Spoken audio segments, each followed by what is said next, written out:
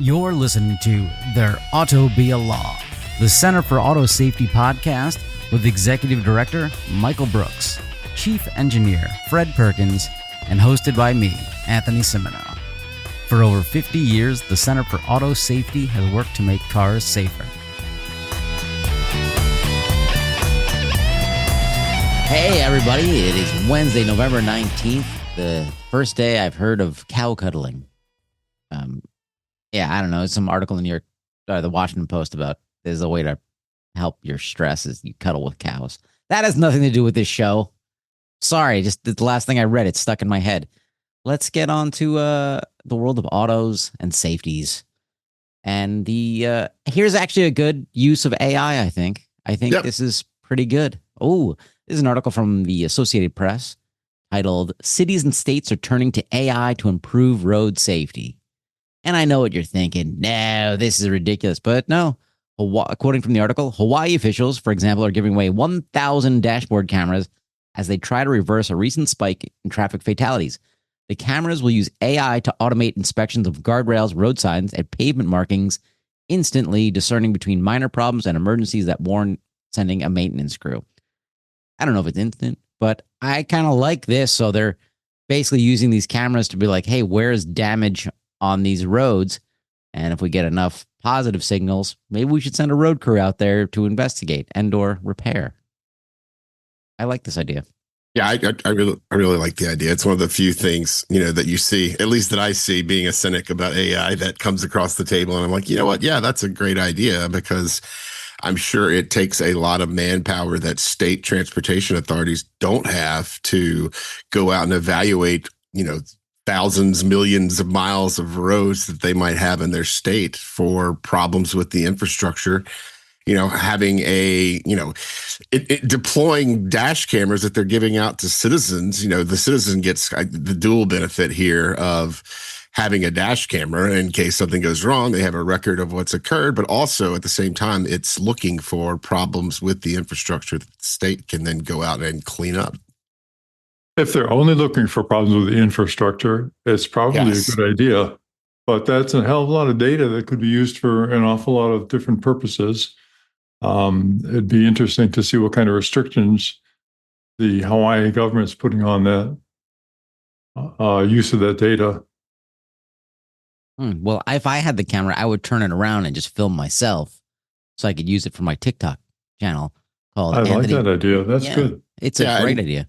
That's just one level of it too. I mean, identifying, guardrails that have been damaged and won't be there to protect the next car, potholes, those all make a lot of sense from a maintenance perspective, but also the article notes that, there are also other ways of going about this. They cite Cambridge Mobile Telematics program that uses cell phone data to identify risky driving data. I would say that you could do something similar with cameras or with other types of detection systems for that sort of thing. But it allows them to pinpoint areas where not only there might be problems with the road system that's creating, a lot of braking incidents, or maybe people aren't seeing. I think they pointed out a part in the article where someone was attending a conference in DC, and they saw on the software that there were a lot of aggressive braking on a road nearby the conference they were at. And when they went by to check it out, they saw that a stop sign was basically obstructed by a bush, and people weren't seeing it until the last minute. So there's a lot of things that could be used, that this could be used for. I'm particularly interested in systems that identify risky driving behavior, because that is something that we've advocated for to combat distracted driving, impaired driving, and other unsafe practices. It could conceivably be used for V2X warnings of, other drivers and aberrant behavior and dangerous intersections and impending collisions and all that sort of stuff, if it has suitable identification and suitable software behind it.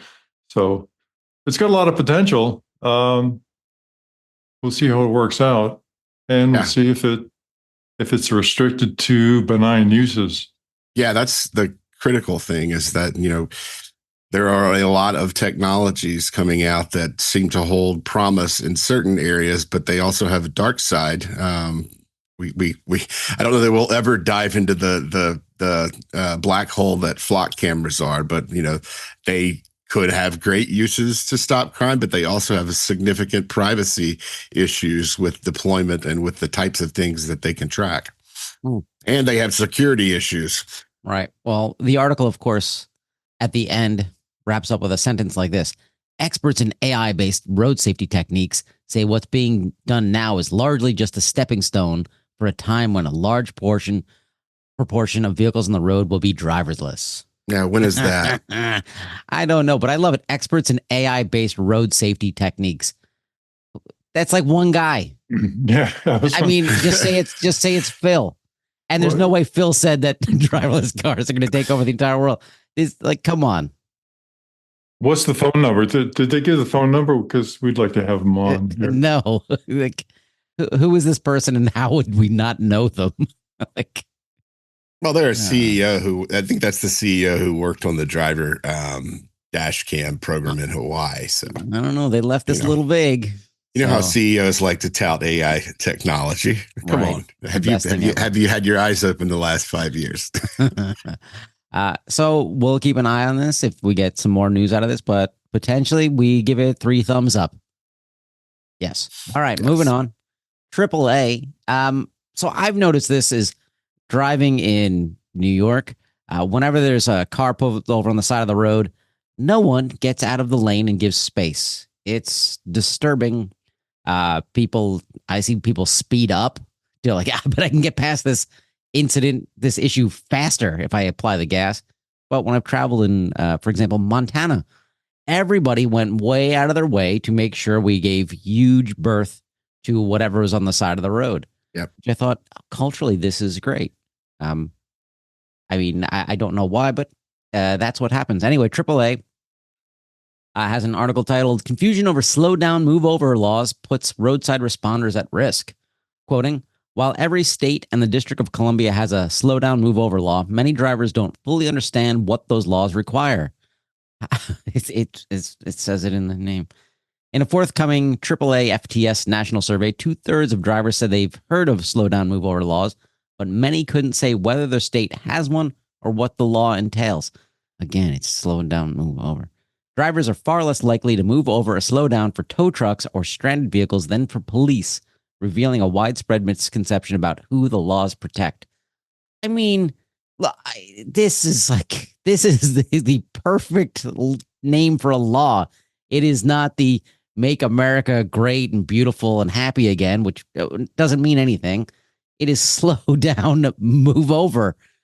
How, like, where's the confusion? Well, look, I think the confusion here, and this is a very thorough study by AAA. I don't even know if I made it all the way through it because it was about 130 pages long, but I think I got to the most salient points, which are that state laws are really all over the map here. At least in the states they went and surveyed, I think there were 13 of them where they actually looked at video of vehicles going down the road. Only 2 out of those 13 states, I believe, had the slow down component as part of their state law. I think the majority of states simply have the move over component, which is great. But there's a lot of inconsistencies between states, right? Most of the states, these laws are going to apply to anytime you have police officers or fire trucks or emergency crews on the side of the road. Some states, don't protect things like tow truck drivers on the side of the road.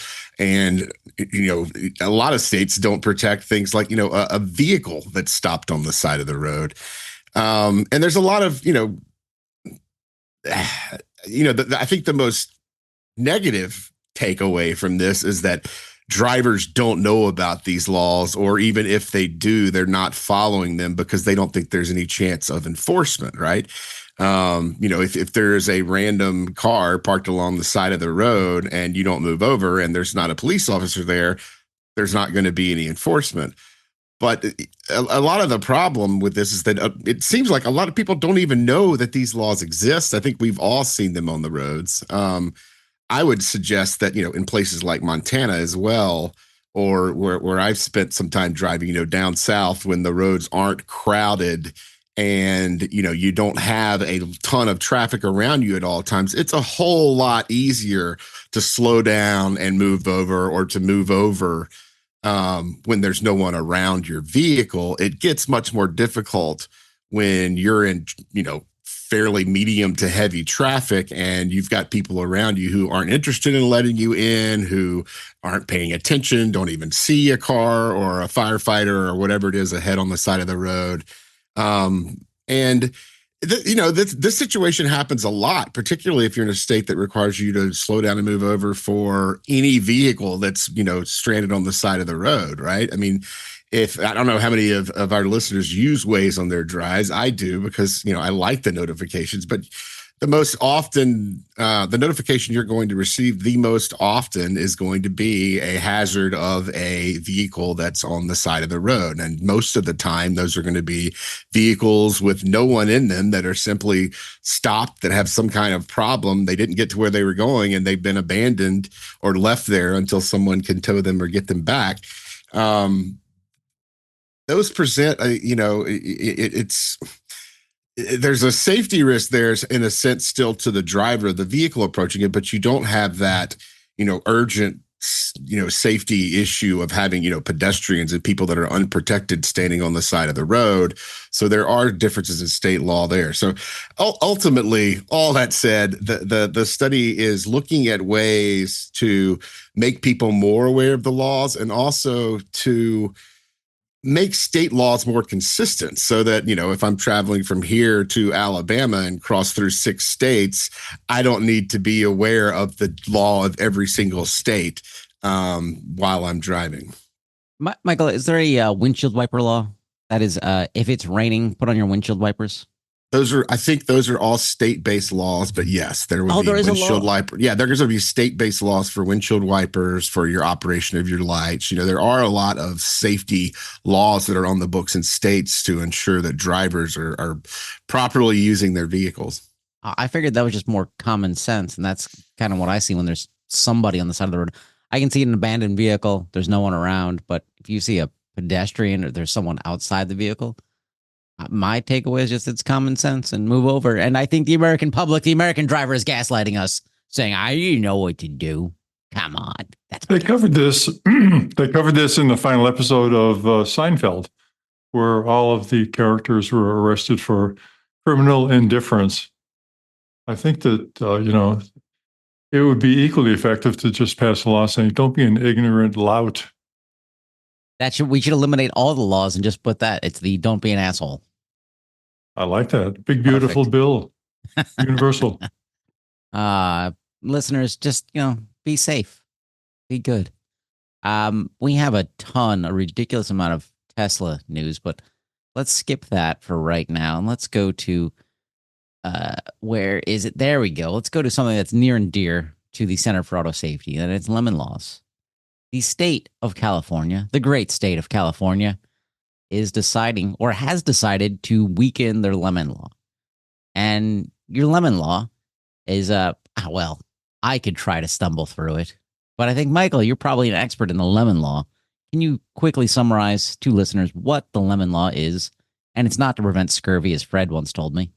Yeah, I mean, what the lemon law basically is, you're just generalizing across all states, is it is a provision in state law that allows consumers to seek a buyback or and repairs. Ultimately, it helps them achieve repairs of vehicles that are basically never going to function properly. So if you buy a car and you continually have problems with it, that can be, you might be required to go back into the dealer and have it repaired 2, 3, 4 times, depending on the state. Or if there's, a significant safety issue in some states, you only have to have an attempt to repair maybe once. And at that point, you can then file with the state. Every state has its own little process. Some states rely heavily on arbitration. Some states have their own arbitration system. Some have independent arbitrators, in quotes, independent,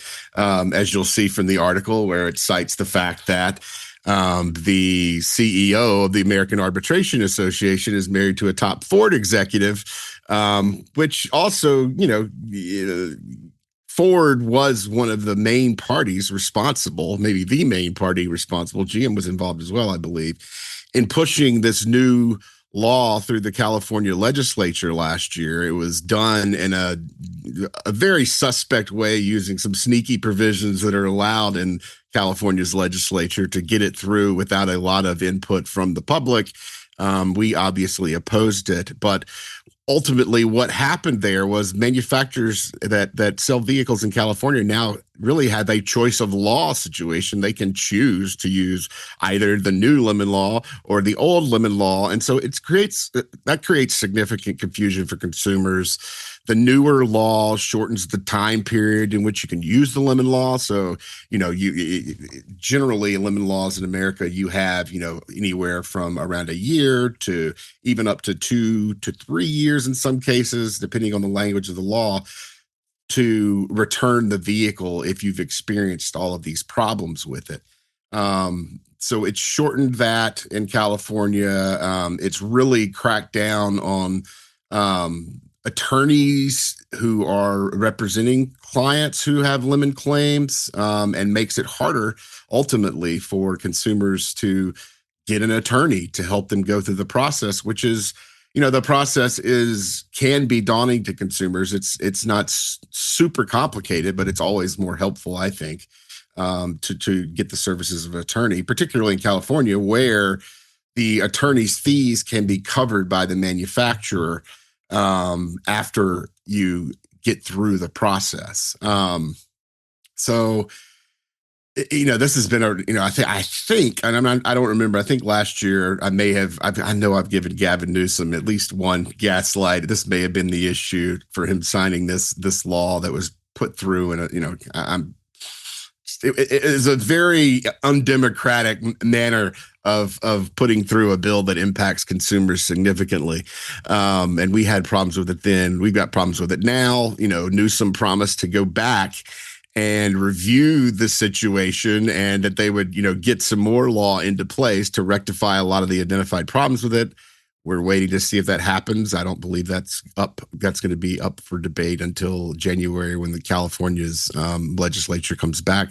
So we're watching to see what happens here. Although I have to say, given all the movement on it last year and the changes involved there, I don't know, just what the likelihood of a California revisiting the issue will be.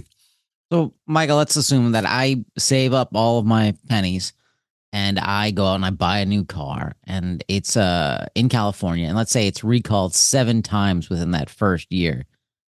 Would I potentially? No. Damn it. A recall on its own won't be. But 7 times in a row?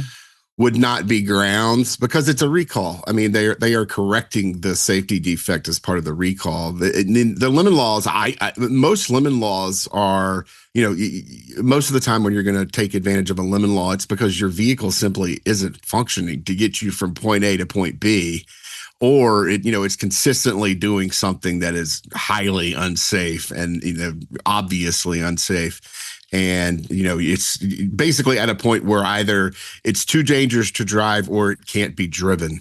And it happens. There's going to be a certain, luckily, small percentage of vehicles that come off the line every year that just suck, right?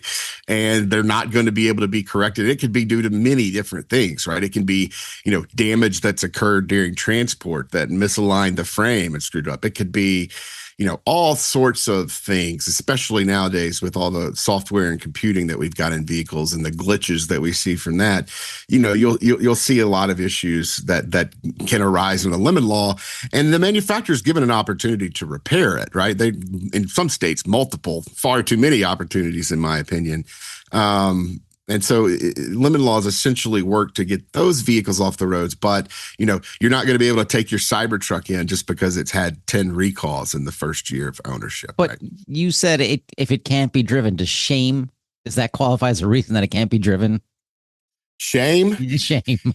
No, I haven't seen a lemon law statute that incorporates shame into the process. Sorry That's for a pretty subjective measure there. Sorry for those who bought a Cybertruck. And some people have no shame, Anthony. Yeah, the whole government now is full of shamelessness. That's one of the it's one of the qualities you need to be in a high government position now. But hey, if you're free of shame, go to autosafety.org and click on donate. Or if you're full of shame, click on autosafety.org and click donate. It doesn't matter. We'll take your money either way. Continuing with this article about the weakening of the lemon laws. Shame on you, California. Michael mentioned Ford, so a little shout out to our buddy Jim. Quoting from this article, Ford did not respond to a request for comment, but the firm's CEO has said a shortage of mechanics is affecting the company's ability to make repairs in a timely fashion. That's my second gaslight of the week. Come on. We don't have enough mechanics. We just keep producing shitty cars. What do those mechanics do? Wait, they're busy making crap vehicles that we've had over 100 recalls. They're too busy to fix the crap they did. Oh no, my head exploded. Jim Farley, always welcome as a guest. Well, look, I throw out two gaslights, gentlemen. I know I'm just using this as a delaying tactic before we have to get to the world of Elon. But Michael, do you have your gaslight for the week? Well, my gaslight's going to take us right into that world you speak of. Well, let's hold off on that. Let's go to the fun world of Fred's imagination. Well, this is not imagination, it's real. But you guys are going to have to vote on whether this gaslight belongs to Waymo or to the New York Times. Oh no. I like this. And you now have your Gaslight Bingo scorecard, so you've got a tool to use to evaluate this. Anyway, New York Times published an article that extolled, or at least described, the expansion of Waymo to freeways in California. And the New York Times reporter either intentionally gaslit people or just didn't read the references critically. So this gets a little complicated because the article basically used the phrase that a study by Waymo that had been peer reviewed showed there'd be 80, 90%, something like that, reduction in collisions if everything were automatic. Fred, before you go on, can I ask, was the New York Times reporter, was that person's name Judith Miller? I don't know. I don't have that in front of me because I went and I dug into the references that underlay the PR released by Waymo. And I've got to give Waymo credit for hiring excellent PR people. It's really kind of astonishing how well they did things. But the underlying study talked about automated driving systems deployed and compared the Waymo's rider-only crash rate compared to human benchmarks, including disaggregated by crash type. So it's already confusing. This is objective. And the methods they talked about, again, very confusing. But they compared Waymo crashes extracted from the NHTSA standing general order to other publicly available information. And it goes on and it says data was examined over 56 million miles. I know, I got to speed this up. Anyway, they concluded by saying the work should be considered by stakeholders, regulators, and other ADS companies aiming to objectively evaluate the safety impact of ADS technology. Okay, so what did they neglect? Well, the benchmarks include much more diverse vehicle types than are in the Waymo fleet, most of which do not have modern safety features. Remind our listeners that the average car on the road today is about 12 years old, right, Michael? Yeah, I'm almost 13. Yeah. And so Waymo's looking at collisions that are reported. But most collisions are not injury reported or airbag deployed. So that's a shortcoming. The Waymo speed restrictions may be a significant factor compared to other vehicles. That was not discussed. No.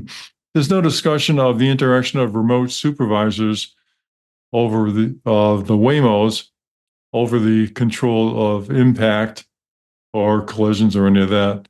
So another shortcoming, they're really actually fundamentally not fully autonomous. They're partially autonomous. They've got human supervision. they did not discriminate between different versions of the computer driver. So they aggregated everything, and that can be done, but it's a very complex analysis that they did not include here. They just assumed everyone was equal to every computer-driven car was equal to every other. There's no discussion of other drivers avoiding the Waymos. There's a comparison of police reports to SGO reports, but that's not straightforward because they're really looking at different things. And they assumed that the routes, travel, times of day, length of trips were all comparable for all the data sets. But I don't think that that's supportable either. Some other shortcomings that are in here, they say that there was no comparison to higher severity outcomes, such as airbag deployments or serious injuries, even though they claim that in the introduction. They compared Waymo's rider-only crash rate to human benchmarks in San Francisco for just under 1 million rider-only miles. Yet the introduction says they're looking at 37.5 million miles, so internally inconsistent. And they said the Waymo crash rate reported as part of the NHTSA SGO was found to be similar in magnitude to self-reported human transportation network company crashes. In other words, Uber and Lyft and all those kinds of companies.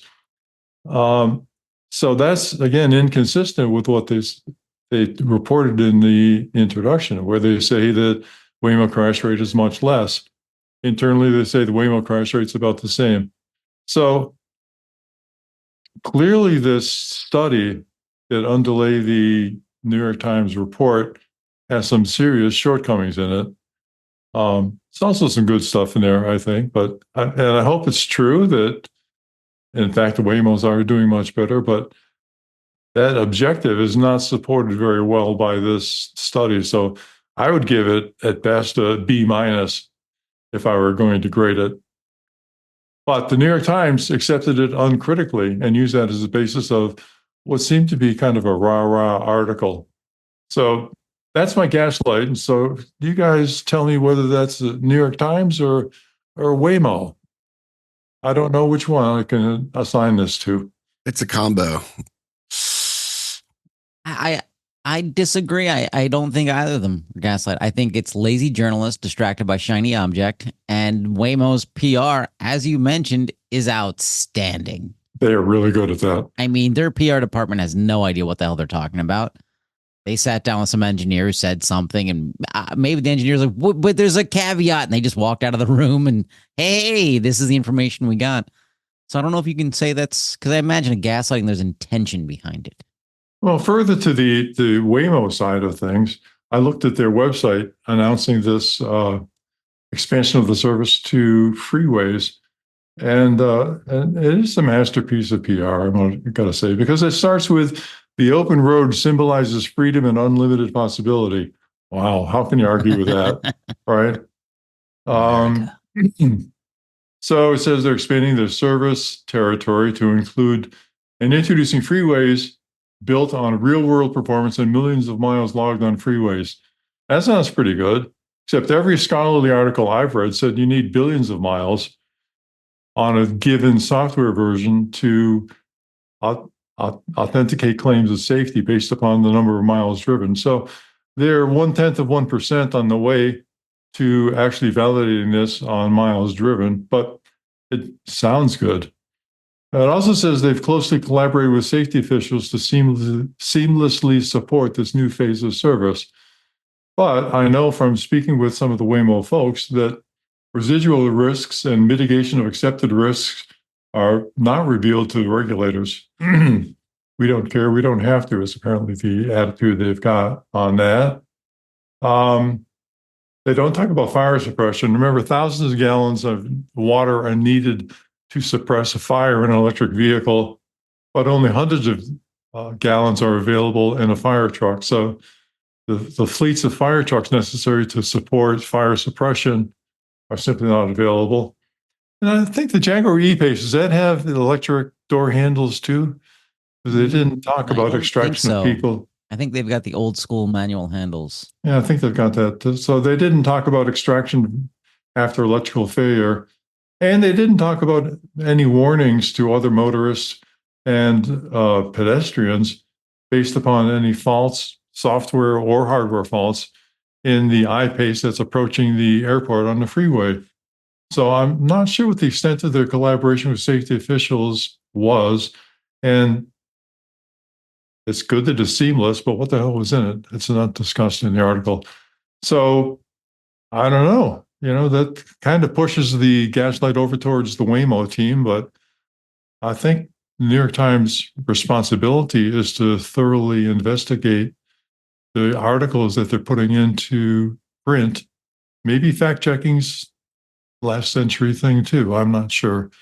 So I leave it there, and you guys tell me which way to go: Waymo or New York Times. I still don't know, but I think New York Times has a history of anything that comes out of Silicon Valley, they take at face value. I remember in the 90s, before I moved to Silicon Valley, the New York Times had this amazing article about how it was such an incredible place and was this all this thriving stuff. And then I moved up there and there's nothing. It's strip malls and corporate parks, but they described it as, oh, it's the epicenter of. No, it's not a place, it's not a thing. It's a couple of conference rooms. The New York Times, I think, is just lazy when it comes to Silicon Valley. So it could be an early version of Kool-Aid that they've drunk, something like a Zyrex factor. I think they put the junior reporters on that beat because they figure it's just fluff.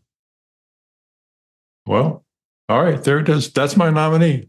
That's pretty good. All right, Michael, you ready? Yeah. The sun is shining in his face. It may be difficult to, parse out who is doing the gaslighting in that situation. But in the case of Tesla's reporting safety data, it is not. It is Tesla doing the gaslighting. They have introduced a new version of their safety report that has long been the subject of our criticisms because of its comparisons of highway miles to city miles and lots of problems. And so they've come out with a new methodology, basically a completely new format for their page, promising everything, promising, a 7 times reduction in major and minor collisions and 5-time reduction in off-highway collisions. But when you look at the data, it becomes pretty easy to figure out how they got to that because there are numerous inconsistencies in the types of data they're reporting. First of all, the 7 times numbers are essentially derived from a comparison to average US vehicles and also really, really old Teslas that don't have any active safety features. Essentially, what Tesla's doing here is taking its vehicles that are using full self-driving with their most recent software and comparing them to the average vehicle on U.S. roads, which is 13 years old and has very few active safety features, and doing that comparison, claiming that there is a far lower risk of collision. Well, if you take a 2026 General Motors vehicle that's got Super Cruise on it, maybe you could make a comparison there to a Tesla, but you certainly can't make this comparison, when you're taking a 2011 minivan that has no automatic emergency braking and no other safety systems on it, comparing it to, the most modern thing on the road today. That's one of many, many deficiencies in Tesla's safety report as it's been rejiggered on their website. And I'm sure all the Tesla fans out there are touting this as somehow proof of Elon's mastermind and success. But to us, it's just more bullshit coming out of Tesla that can't be supported by, responsible use of data. It's a clear gaslight as opposed to Fred's. That's it. I don't, at the risk of going on too long about this, I would point everyone to Phil Copeman's Substack entry from Monday that dives down into all of the various issues there are with Tesla's data and its representations of what that data means. And with that, that's the gaslight of the week for me. That's pretty good. So I'm going to do a quick scoring update. Fred, you had a lot of research in yours, very in depth, liked it, but the who was the gaslighter, a little unclear. So, minus some points. Michael, I think was very straightforward. Tesla, obvious subject, pretty good, clear gaslighter. But I got to give myself the win because Jim Farley saying we don't have enough mechanics to fix these cars, which is just horseshit and succinct. So moving further into the world of Tesla. So Michael just mentioned the Phil Koopman Substack. We have a link to it in the show description. And this is great. Phil really breaks down Tesla's FSD safety software in only the way that he can really do, which is he takes their nonsense and very colloquially explains how it's bullshit without having to say that. It's great. For example, I'll quote from it. It says, no fatality numbers. Fatalities are not broken out as a separate category. Tesla claims that injury data is unreliable because whether someone dies is not recorded in the auto-generated computer reports. However, you can bet that Tesla has a good idea of how many people have died in crashes associated with full self-driving by, if no other way, counting up the incoming lawsuits. Damn! Way to go, Phil. Please, I highly recommend reading this. It's so good. So good. All right, more in the world of Tesla. So we've got 3 separate links from Electrek where they're talking about the world of Teslas. Their robo taxis in quotes keep crashing despite safety monitors. Now, just to recap for people, Tesla has quote unquote robo taxis that are not remotely autonomous because they have a safety driver involved. The state of California has not given them a permit at all to do autonomous vehicles like Waymo has, like GM Cruise. And not only do they have a safety driver in the vehicle, there's a guy behind a screen with a steering wheel and a pedal that can also jump in to take control, a remote driver back at headquarters. So functionally, I would say they have 2 safety drivers, although one is compromised somewhat by latency and other issues with remote driving. But that you're talking about the actual person in the car who I believe who's fallen asleep. Yeah, there's one person in the car, and then when that guy falls asleep, they've got a backup in a data center somewhere. Yeah, former guest of the show, Jonathan Gitlin. We have a link to an article from Ars Technica. Tesla safety driver falls asleep during passenger's robo-taxi ride, where it details how this one Tesla robo-taxi safety driver has fallen asleep numerous times in the vehicle while they're in control. Yeah. And I'll point out too that Waymo, had noticed similar issues, I believe, almost a decade ago, maybe it was 2017 or so, when they were having problems with their safety drivers. And at that point, that's when they determined that, they're going to start at level 4 and they're not going to build vehicles that rely on any type of human supervision because of the inherent complications there. It's something that Tesla's entire stock value and business model can't do at this point, because if they admit that, then they have effectively undermined everything they've been promising people for the last decade. Well, remember, folks, Tesla's not a company, it's a cult. From the Electrek article, I'm going to quote from one of them. Tesla Robotaxi currently crashes at a rate of about once every 62,500 miles. That's with a safety monitor with a finger on a kill switch, ready to stop the vehicle at all times, except when they're napping. Now, and that number they came up with on October 29th when that article was written. But if you go down, we'll go to the next one. Don't worry. Okay. Okay. Yeah. So I want to talk about. We have no data on how often Tesla safety monitors prevent crashes in its robo-taxis. For comparison, the NHTSA report lists 1,267 crashes involving Waymo vehicles.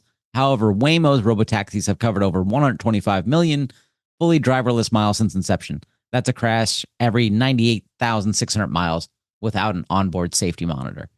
But this, like Michael just pointed out, that was from October. And then we jump up to November 17th. Tesla has reported 3 more crashes involving its robo-taxis in Austin, now bringing the total of 7 incidents, despite low mileage and in-car supervisors preventing more accidents. The amazing thing, and this is really a gaslight as well, is quoting further down. So you can see Tesla's reports to NHTSA and quoting, unlike other companies reporting to NHTSA, Tesla abuses the right to redact data reported through the system. The automaker redacts the narrative for each reported crash, preventing the public from knowing how the crashes happened and who is responsible. So you can see, I'll give you an example, is it will have the date, the time, the location, what they crashed into, what the results were, what the vehicle is doing. Then it gets to the narrative part, and every single one of them says redacted may contain confidential business information, which is the information is our stuff is garbage. Yeah, well, it's complete BS because that's a crash description, right? This is a crash that happened on a public road, presumably with other witnesses around, and they're somehow claiming that it contains confidential business information, which is I've never seen a crash description that contains confidential business information. I'm not sure exactly what they're talking about, but they have redacted every single description from the thousands of crashes they've reported to the SGO ever since it started. How do you get away with that? Is it just the NHTSA enforcement? NHTSA won't push back on them for that. And it's that essentially NHTSA is getting that description, right? So NHTSA has that information and can use it in their investigations. This is simply a matter of whether that information makes it to the public. What that redaction does, though, is it makes NHTSA essentially the decider. And NHTSA is the only one that can appropriately and fully evaluate those reports from Tesla. Scientists and academic researchers and public safety groups are all excluded from being able to do that because we don't have access to crash descriptions, among many other fields in the SGO reporting that Tesla's redacting. This isn't the only field, but it may be the most important one that Tesla's been focused on and preventing from reaching the public. Do you think it's possible that Elon Musk and his ability to fire anybody at NHTSA at will and the people he left behind in the government doing the Doge hatchet work, do you think it's possible that may have been a factor in NHTSA's reluctance to push back against Tesla? Because this happened way before Doge. Tesla was redacting as soon as the standing general order came up in, I want to say 2021, 22, somewhere, whenever the standing general order was put into play.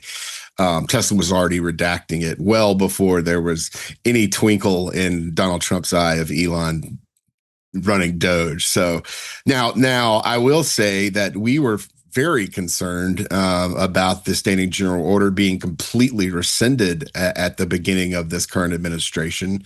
And that didn't happen, although there were some changes made to the system that reduced the number of reports that would be coming in. And we didn't like that idea at all. We think the standing general order should be expanded and made permanent, if anything, so that it's not subject to political whims every 4 to 8 years. Because this is data that is critical for evaluating, how software-defined vehicles are performing on our roads, whether they're partially automated or fully automated. Oh boy. But I think it could be because Tesla is not really going to become a car company anymore. It's going to become a robot cop company. Oh God. Yeah, I mean, that Ars Technica article, I would advise our readers to take a diversion from auto safety for a minute in that and click on, I think it was a story from, was it The Independent in UK? Yeah, it's the UK. Which is, I don't know much about The Independent, how well their journalism is, but they were using quotes from Elon in their article about turning, robots into effectively. Elon was questioning why we have jails if we could have a robot that follows criminals around, and and this is a prediction that is only ketamine could create this prediction. Yes, that's part of it. It's insane. And the one that's even crazier is that they're going to start uploading basically a recording of human brains into robots via Neuralink in the next 20 years, which is just absolutely absurd. And I can't believe that someone that has ideas that are that bad is as rich and powerful as they are in America. Sticking with auto safety issues in Tesla, the third article from Electric, I'm going to quote, Tesla has settled another lawsuit involving its autopilot driver assist system, which is led to have caused a crash. This time, a 2020 Model Y on autopilot crashed into a stationary police vehicle in Texas. This is Tesla's fourth known settlement in lawsuits involving autopilot crashes since losing its first trial earlier this year. How many more lawsuits are lined up for this? Because I remember Elon saying, I don't settle lawsuits, even when I know I'm wrong. I want to fight this. And I think his lawyers know, dude, you're wrong, man. We settle this, we throw some cash at them, they shut up. Doesn't go to trial. Yeah, I mean, essentially, since the Benavides case was decided in Florida, they have settled 4 cases essentially in a row. But there remain other autopilot cases and full self-driving cases, I'm sure, that are either in the works or coming and also are active right now. I don't believe Tesla's had a blanket policy of settling all of them, but this isn't something that's uncommon when a manufacturer has faced its first large decision that's negative decision for Tesla, positive for safety. When that happens, you'll typically see a manufacturer start to capitulate in its other cases because there's the tide of public opinion, and there's established judicial decisions going against them in their arguments. But as we discussed when we talked about that case, different states have different ways of assigning fault and evaluating negligence cases. Florida happens to be one where you can have, a driver who is 60% at fault, and Tesla, who is, Tesla, who is what, 1/3 at fault in that case and can still be on the hook for damages. Not all states operate like that. So, a lot of Tesla's decision making is going to come down to where the lawsuits are filed. Oh. Well, let's move on to the Tower Fred, as Fred will give us another update on the autonomous vehicle safety, the consumer-driven vehicle operators regulatory safety approval checklist, which we've gotten some really good feedback on so far. And people in the industry are saying, hey, I like this. Here are my ideas. Fred? Yeah, I'm pleased by the response. We've still got time for folks to send in additional comments before we publish the new edition. So if you got any thoughts about this, please take a look and send us a note.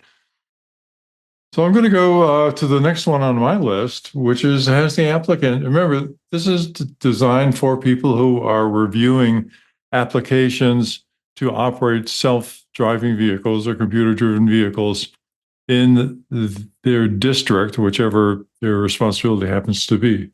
So the next question they should ask is, has the applicant shown that the subject computer-driven vehicle will promptly and safely comply with emergency modifications of or restrictions to the approved operational design domain?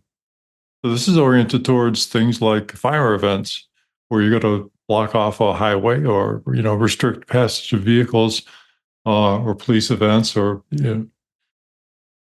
concerts being released, all those kind of things, where you need to send out a notice that stay away from this area. Some do, some don't, and there have been a lot of problems with Waymos converging on an area and blocking traffic just due to the frequency of people calling them, with Teslas, of course, just because they don't care. And anyway, this should be part of the application process. The next one is, has the applicant crash tested the subject computer-driven vehicle to prove the post-crash safety of its occupants? Now, this goes back to the FMVSS for crash testing of vehicles. There should be no exception for computer-driven vehicles. Looking at you, Zooks, on your oddly shaped vehicle and the poor restrictions on people sitting. So moving. Yeah, that's an interesting one, because they have, the side facing seats, right, and these new kind of, airbags to protect passengers there. And, that's something that is fairly novel. And something that, in the area of buses with side facing seats, I think NHTSA has struggled with in the past. With the crash testing for the computer-driven vehicle, I wonder, is there some mechanism to ensure that the computer driver survives the crash so we can retrieve data from it? Like, yeah, a black box. Like a black box, yeah. Exactly. Yeah, well, we cover that in one of these items that's coming up. Excellent. Okay. So let's see. check that one off to make sure we don't do it again. Has the applicant disclosed plausible, significant computer-driven vehicle operational risks to occupants, vulnerable road users, or property that it has not mitigated? So what's behind this? So the definition of safety that all of the manufacturers are using is safety means the absence of unreasonable risks.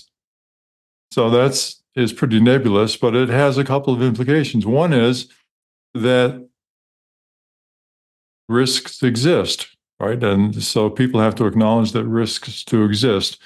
And then if you acknowledge that risks exist, then you have to sort them into risks that are you consider to be unreasonable to consider. And the ones that are reasonable to consider, you have to decide whether they are going to be accepted as a residual risk that you're just going to say, well, this is, life is hard. We just have to do this. Or whether or not the risk has been mitigated by saying, well, we know how to do this. And here's the engineering application we've put in place to make sure this risk doesn't impact people. So there's three categories you have to sort the risks into. Now, the current practice is that nobody reveals the risk profile or the residual risk to regulators because they don't have to. For an airplane, the risk profile is no more than one crash per billion operational hours for any vehicle. And they have to establish that to the satisfaction of the government regulators. I'll remember the 737 MAX 8 crash where things didn't go well. There is no similar requirement for vehicles, so at the federal level. So state regulators, local regulators should ask the question to the developers, what is the risk profile? And what risks have you accepted? What do you consider to be reasonable? And what risks do you consider to be unreasonable so you haven't tried to mitigate them? Moving on, has the applicant disclosed and shown evidence of risk mitigation for the risks it has determined to be plausible, acceptable, and reasonable for occupants of the subject computer-driven vehicle? So this covers things like vehicles approaching an airport, right? We've got a lot of pedestrians, got a lot of traffic. There are certain risks involved in that. And in conventional industrial machinery development, you put up physical barriers as appropriate to keep the dangerous machinery away from vulnerable people. Computer-driven vehicles don't do that.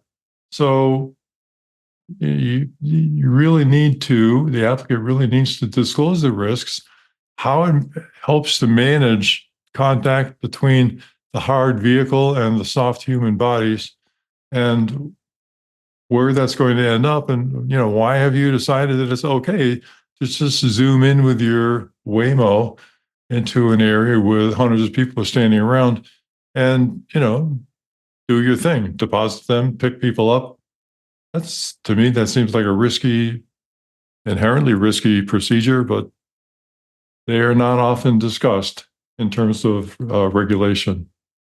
And the final one for today is, has the applicant disclosed, and this is related, and shown evidence of risk mitigation for the risks it has determined to be plausible, acceptable, and reasonable for other motorists, public safety officials, emergency responders, vulnerable road users, and property outside of the subject computer-driven vehicle?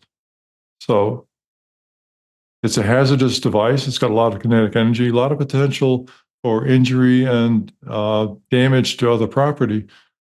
Has the applicant actually discussed with the regulators what the consequences could be and how they've developed technology and standards so that this is not something that is excessively hazardous in the operation of this computer-driven vehicle under license?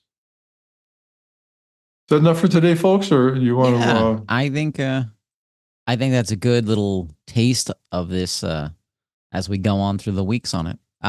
Listeners, please send in more feedback. We've gotten some great interest, great feedback, incredibly helpful.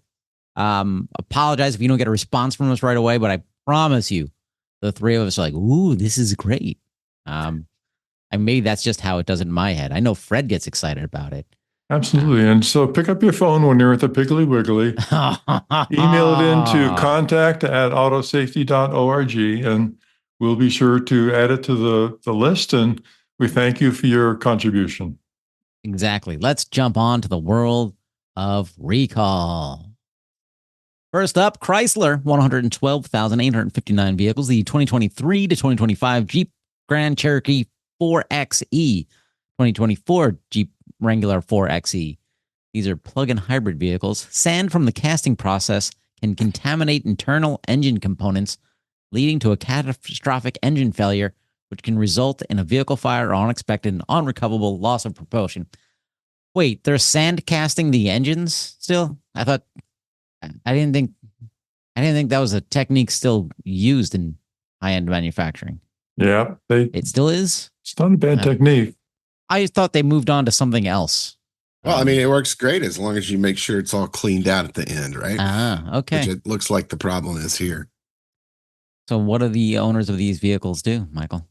Well, I assume they're going to go in and have their engines inspected to see if there is sand remaining in the engine. I don't know how you would do that though. After you're going to have all sorts of other fluids and things mixed in there, but I'm sure they're smart enough and they figured out a way.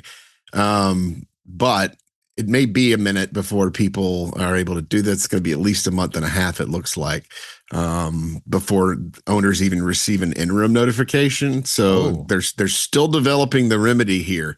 So we're not really sure exactly how they're going to address it, but I am guessing they're not just going to go out and repair and replace 113,000 engines. I'm sure they're going to try to find a way to inspect those engines to determine if there's any sand, that's residual sand from the casting process. And then at that point, if they do find it, are they going to replace your engine because it might have been damaged already by that sand? Are they going to clean out the engine that you have and try to move you forward with that engine? We don't know yet. So, and it looks like hopefully by the end of December, when owners get that interim notification, there'll be a little more information available. Well, the sand is going to show up in the filters. Unfortunately, it will have already gone through the bearings and other moving parts. Yeah. And potentially have done permanent damage to the engine. So I hope the inspection includes not only the actual physical presence of the sand, but the components that may have been damaged by the circulation of the sand through the engine before it gets caught by the filters. So if they find sand in the filter, they should be replacing the engine is what our line would be there, right?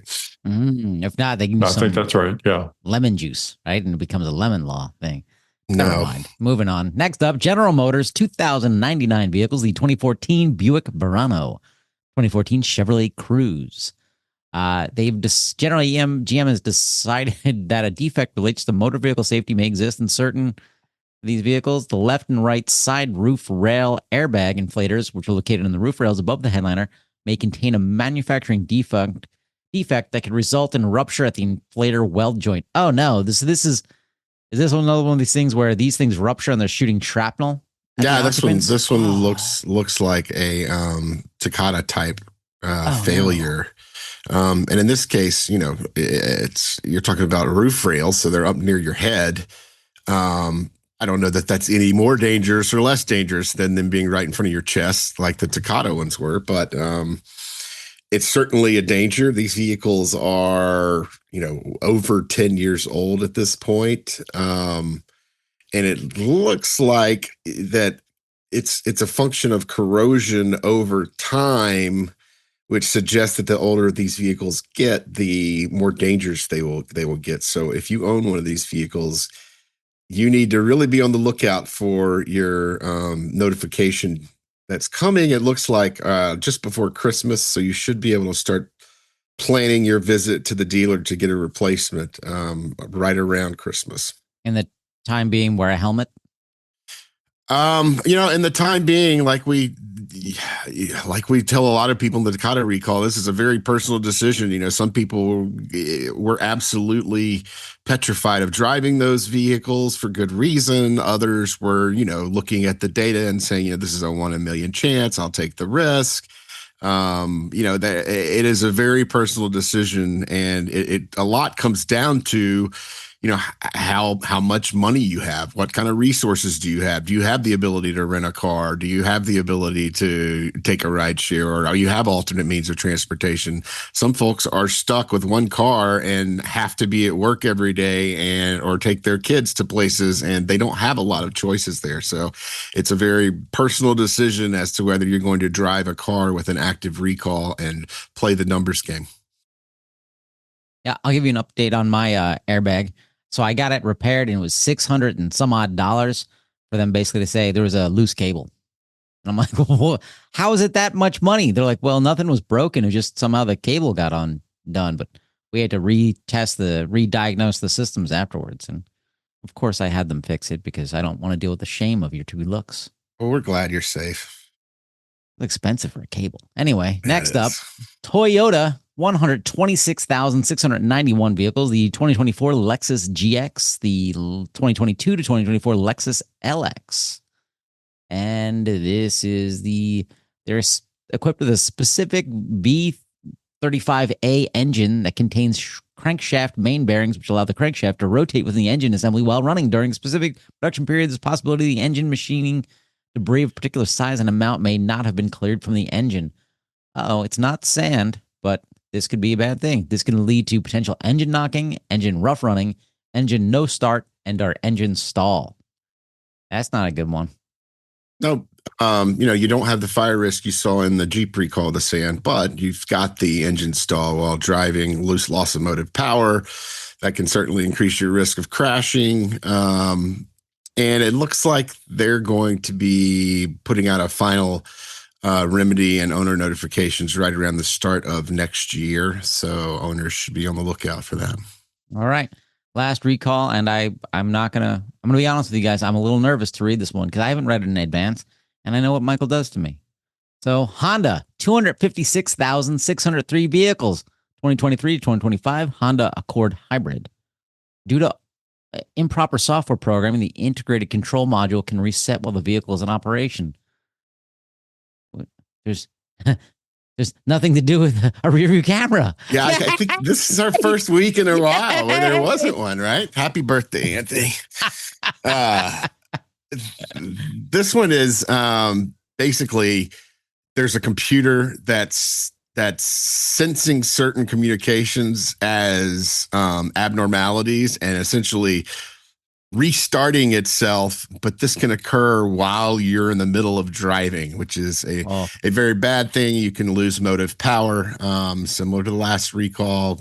Loss of motive power is something that can be very dangerous, particularly at speeds and on highways, but dangerous generally. And this one looks like folks are going to be getting notifications around the first week of January, and they're going to reprogram that CPU that's having these problems. It's just a reminder, we've been advocating for inspection of heavy trucks that includes the functional capabilities of the computer. This is a great example of safety critical or life critical faults that are purely logical, but can affect the life and well-being of the driver and the people who are actually around the vehicle because of its behavior. So really, the inspection process needs to be expanded to include the safety critical functions that are inside of the computer and not visible to inspectors. End of rant. Thank you. I don't even think that was a rant. I think that was just common sense. And with that, ladies and gentlemen, that's our show. And I hope if you've learned anything this week, it's that if Elon said it, it's probably a lie. Till next week. Bye-bye. Thanks, everybody. Bye-bye. Thanks for listening. For more information, visit www.autosafety.org.